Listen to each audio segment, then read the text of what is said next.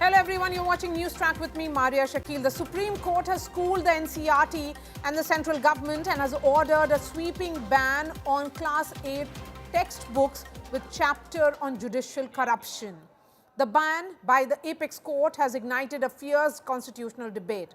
While the top court asserts that protecting the institution's integrity is paramount, critics argue that accountability and criticism are cornerstones of democracy. This episode raises a larger question. In a system built on checks and balances, can any institution, including the judiciary, be beyond scrutiny? We'll decode the big ban by the Supreme Court with top legal minds, former Supreme Court Judge Justice Deepak Gupta and former Attorney General Mukul Rohatgi will be joining me shortly. But first up, here's what happened today. They fired the gun and judiciary is bleeding. A visibly miffed top court came down heavily on the NCERT and imposed a complete ban on further publication, printing and digital dissemination of Class 8 textbook that carried a chapter on corruption in the judiciary. The Chief Justice made it clear, as head of the judiciary, ensuring accountability is his duty. And in this case, he said, heads must roll. A three-judge bench of CJI, Justice Joymala Bagchi and Justice Vipul M. Pancholi ordered the immediate removal of the chapter from all physical and digital platforms. It directed authorities to seize printed copies already in circulation. The court also barred any teaching from the textbook. It also imposed a blanket prohibition on its production and distribution and issued a show-cause notice to the Centre and the NCERT Chief seeking an explanation. When the hearing began, Solicitor General Tushar Mehta informed the court that the NCERT has already withdrawn the textbook and apologized. But the CJI observed that the statement issued by NCERT carried no apology. So what triggered this extraordinary intervention? A chapter that spoke of corruption at various levels of the judiciary. It said corruption weakens access to justice. It noted that misconduct cases have dented public confidence and also flagged massive case backlogs. It also stated that instances of judicial corruption have surfaced in the past. Right after the rebuke, the Education Minister expressed regret and said that the government respects judiciary. अत्यंत चिंताजनक है। हमारे सामने ये जब संज्ञान में आया, हमने उसको तुरंत एनसीईआरटी को सारे किताबों को उज्र करवाया और इसमें जो आज माननीय न्यायपालिका ने, सर्वोच्च न्यायपालिका ने जो टिप्पणी दिया है वो हमारे लिए मान्य है। सरकार उसके प्रति दायित्ववान है। मैं उसके लिए खेद प्रकट करता हूँ। Well, this isn't the first time that NCERT has faced judicial pushback. Earlier run-ins with the Delhi High Court and a Rajasthan court did occur. But rarely has the response been this swift, this sweeping. Meanwhile, sources tell India Today that even the Prime Minister, in a recent cabinet meeting, objected to the inclusion of a corruption case involving the judiciary, questioning both the suitability of the subject and the process that cleared it for publication. Meanwhile, opposition leaders are asking a pointed question. Why is the top court so swift here and not in other pending matters? Why did he not take suo motu cognizance when Himanta Biswa Sharma, there's a video of Himanta Biswa Sharma taking a gun and shooting Muslims? Of course there are judges which are corrupt, and we all know that there is a judge being investigated who was found with a lot of money. So why not take suo motu cognizance on something so important as this? I want to ask Justice Suryakant on this. Corruption पढ़ाइए सारी संस्थाओं को, executive, legislature, judiciary, लेकिन ये एकांगी दृष्टिकोण से किसी एक इंस्टीट्यूशन को टारगेट करना ठीक है। माननीय सर्वोच्च न्यायालय के मुख्य न्यायाधीश का भी की जो तत्परता थी वो भी अच्छी लगी, लेकिन इसी प्रकार की तत्परता कई और मसले हैं जो सालों से लटके हैं, उस पर भी यही तत्परता है तो बेहतर समाज बनेगा। The Supreme Court ban raises a larger constitutional debate. In a democracy built on checks and balances, is the judiciary beyond criticism? Can an institution demand accountability from others but draw a red line around itself? Bureau Report, India Today. And joining me first on the show is former Attorney General and Senior Advocate of the Supreme Court, Mr. Mukul Rohatgi. Mr. Rohatgi, in the Justice Yashwant Verma episode last year, when cash was allegedly found at the judge's residence, the court then spoke of due process and internal accountability. So why term a textbook reference to judicial corruption a conspiracy, sir? Look, the Yashwant Verma case has nothing to do with this article. Now, please understand, you bring an article targeting the entire judiciary in this country and you put it in a class 8 textbook of NCERT. What are you trying to convey to young minds? That the entire judicial system is corrupt and therefore there is complete lawlessness in this country and therefore nobody should follow the law. And why only the judiciary? Corruption is a problem in the society as such. Whether it is bureaucracy, whether it is police, whether it is politicians, whether it is ministers, whether it is, commercial enterprises. Why are you targeting only the judiciary? I want to understand. There may be black sheep in the judiciary. There are black sheep everywhere. That does not mean that you paint everybody black. And you have a democracy where rule of law and the judiciary plays an important part. You are virtually touting lawlessness in this country by telling young minds, hey, don't bother about the judiciary is completely corrupt. So don't go to courts, settle your disputes like the law of the jungle. Is that what you are conveying? It's a very, very sinister and a calculated attempt to somehow denigrate the judiciary. Okay, but Mr. Rohatgi, where does legitimate academic discussion end and contempt begin? Can acknowledging rare instances of misconduct automatically amount to maligning the entire institution? No, madam, as I said, there are black sheep everywhere. Now, whether it is this case or that case, of course, those cases are bad. But that doesn't mean every judge or every stakeholder in the system is bad. Every lawyer is also bad, because the corruption can't be with the end of the judges. It also involves lawyers. It will also involve private parties. Lawyers are, appearing before the courts every day. They are a medium between the client and the court. So lawyers are also corrupt. Lawyers are also taking money.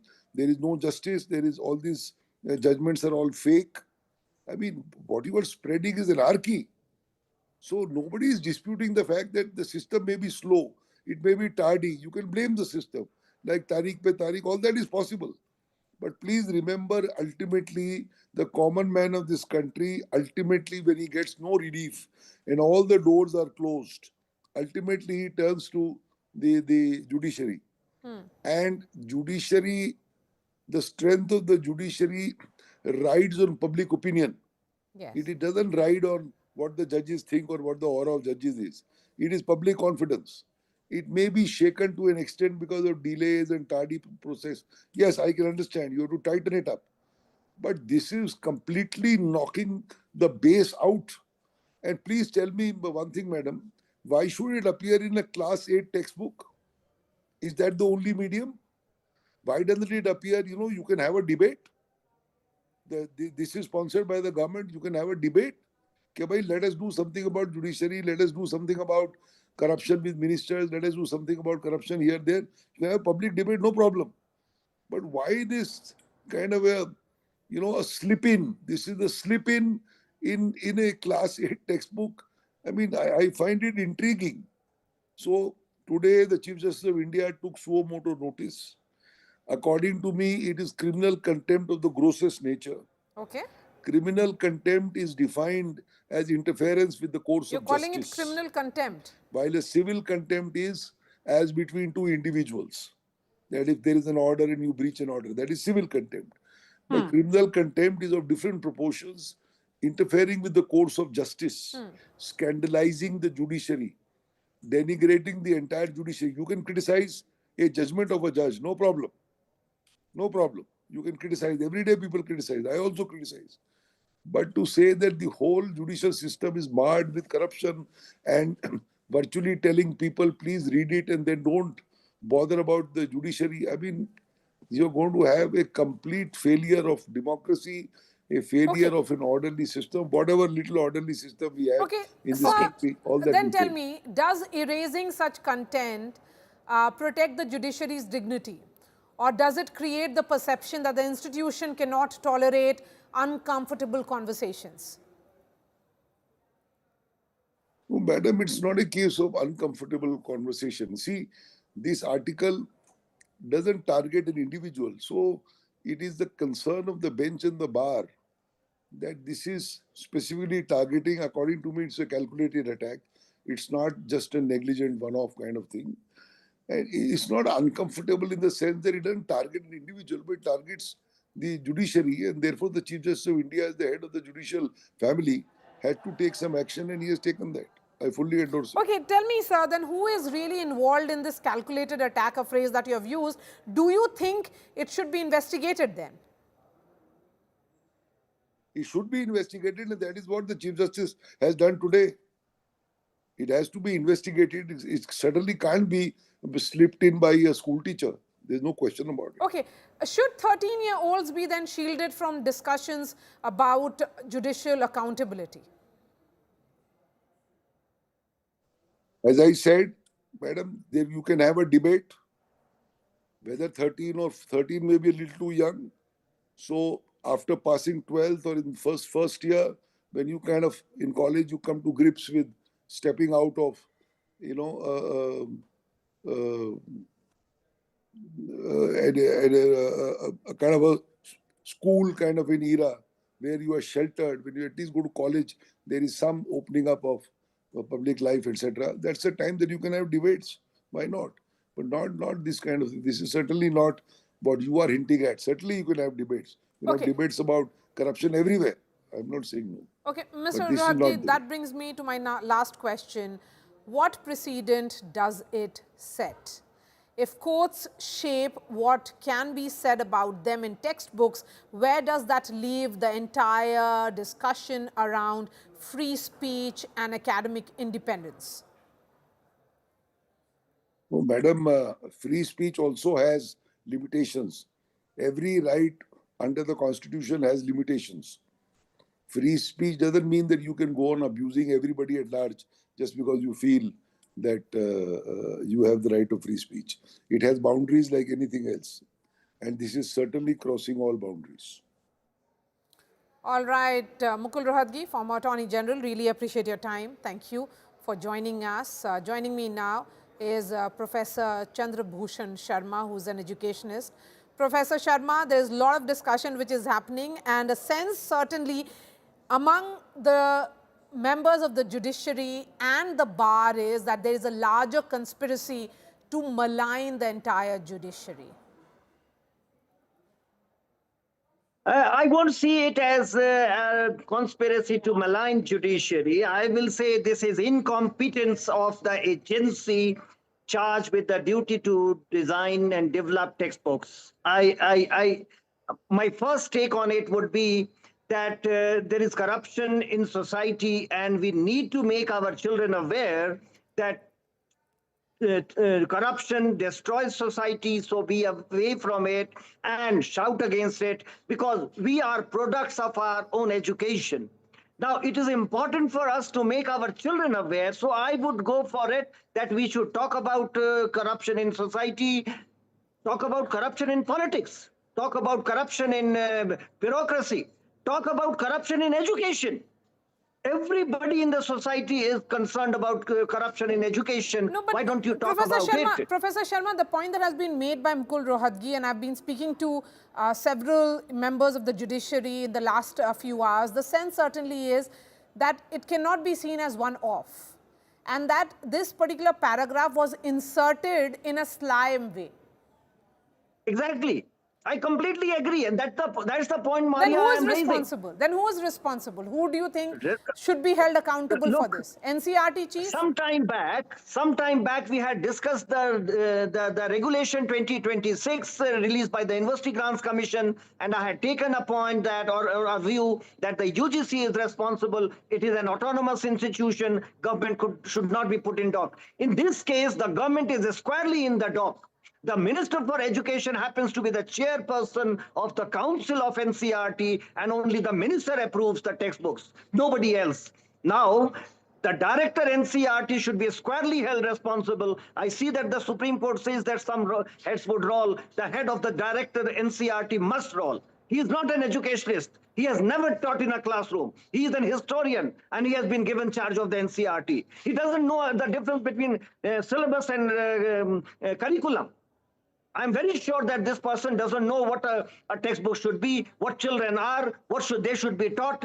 The NCERT has put the government in a very difficult situation in the last few years, and this is squarely because of the director NCERT that he doesn't understand school education. No, but my question is, if you feel that the NCERT has embarrassed the government, then and you say that this has been happening over the last few years, then what has been really done to ensure that these mistakes are not made by the NCERT? No, nothing has been done. We have discussed many issues related to textbook of NCERT in the recent past, and nothing has happened. Nothing changes. Just asking for an apology. I have read the apology letter that the NCERT has issued. That is nothing. I mean, you have spent crores of public money publishing these textbooks, distributing it, and now withdrawing it doesn't help. The government money has been spent, and somebody must be responsible. To my understanding, the director NCERT should be put in the dock and immediately sent on leave. What happened with the vice chancellor of Nehu? What happened with the vice chancellor of Tejpur? You sent them on leave because they erred. Why don't you send the director NCERT on leave and let the inquiry take place till it is fixed? Okay. I am very confident of the view that the director NCERT has failed to really manage the NCERT in the last few years that he has been director, and time and again the NCERT errs on many occasions and nothing happens. In this case, I believe a very important organization of the nation. We must believe in our judiciary, and this textbook has put the whole judiciary in the dock. I think the NCERT is responsible, and because the Minister of Education happens to be the chair of the council, we will have to ask the council chairman, the Minister, Honorable Minister for Education, what action are you taking against the director NCERT? Okay, so let's wait and see whether the government actually takes action against the director of the NCERT. Professor Sharma, I appreciate your time. Joining me now is a former Supreme Court judge, Justice Deepak Gupta. Justice Gupta, thank you. The Supreme Court has called the textbook's reference to judicial corruption a deep-rooted conspiracy, sir, to malign this institution. But corruption in politics, police and bureaucracy is routinely discussed in civics books. Is the judiciary then appearing unusually defensive here? And sir, the other view would be that in a democracy, shouldn't constitutional institutions be open to scrutiny? No, there is no question that there can be no doubt that all constitutional authorities should be open to scrutiny. But I don't think so. I agree with you that the others have been castigated as there is corruption in other wings. As what I could make out from the newspaper reports and what little I could see from the article, the book in question, what I have said, it only makes reference to the judiciary, not to politicians, not to the executive, not to the police, not to anybody else. It only, and please remember, we are dealing with class 8 kids. We are not dealing with some at a much higher level. I am the last person to say that if there is the ills of the judiciary should not be discussed, but should they be discussed in a class 8 book? And look at that article. If you read that article, it doesn't point out anything good in the judiciary. It also paints it all in dark shades of grey and black. But that is not the way books are to be written. But there is also this fact that repeatedly, when it is about politics and police and bureaucracy, the challenges that they face has been spoken about. The court here, Justice Gupta, argued that a 13-year-old should not be exposed to what it termed biased misconceptions.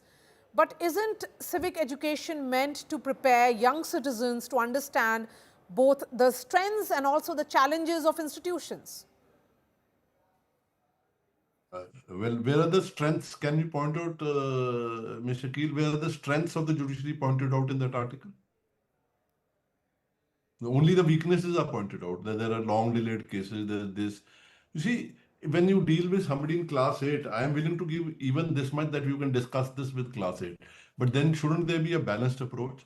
That yes, this is what the judiciary has done, this is what the thing, but these are the problems which we face in the judiciary. I can still understand that. But you can't just, this is, you know, it seems to me, and I agree with the Chief Justice, that there's something much more sinister behind this. It's not just a pure article. These articles, you know how NCERT books are being changed. There is, our history is being changed, and now institutions are being maligned. The institute, and I feel, I may be wrong, but I feel that the judiciary is being maligned so that people lose faith in the judiciary. But do you realize what will happen if all people lose faith in the judiciary? It will lead to a state of anarchy. There are ills in the judiciary, I am not saying that, but those are to be discussed at levels or in fora at a much higher level. Not at the level of class 7 or class 8 kids. When you are introducing them to judiciary, you shouldn't give them totally a negative. If you want to give a balanced approach, I have nothing against that also. Okay. But Justice Gupta, when you say that there is some kind of sinister ploy, what can be this conspiracy and who's conspiring? No, you see, the conspiracy is to undermine the judiciary. Because today, the judiciary is standing as one of the last bastion to fight for the rights of the people. Once people have no faith in the judiciary, then obviously they are going to say that, well, then it'll be like anybody can take up and get his dispute settled outside court. It is happening. These mob lynchings which happen, these people going all over the streets asking people names, whether they belong to a particular religion, whether they belong to a different religion. What is this? This is all undermining the judiciary. Okay, but don't you think, sir, that such a sweeping crackdown risks sending a message that criticism of the judiciary, even in academic discussion, will be met with institutional force rather than engagement? I think if you see the last portion of the order, today's order, the order itself has 3 lines which says that we are not stifling criticism at any stage. And just see the last portion of the order itself today. It doesn't stifle criticism. And I myself have been very critical of the Supreme Court's judgments on various issues. I don't hold back words when I have to criticize certain judgments. I do it. But at that, you don't paint the entire institution in black. I've been part and parcel of this institution. There are good portions, there are bad portions, but that passage reads as if the judiciary is totally corruption ridden. It's not that. I'm not saying that there's no corruption in the judiciary. There is corruption. But is that something, a sweeping statement to be made in a class 8 book? And I think the action taken is a very well-measured action. I am sorry, I don't agree with you that this action is highly disproportionate. All right, I would have done Justice Gupta, appreciate your time. Thank you for joining us here on NewsTrack. That's all from me. We are putting out all those interviews on our website and also on the YouTube channel. Thanks so much for watching, and I'll be seeing you tomorrow.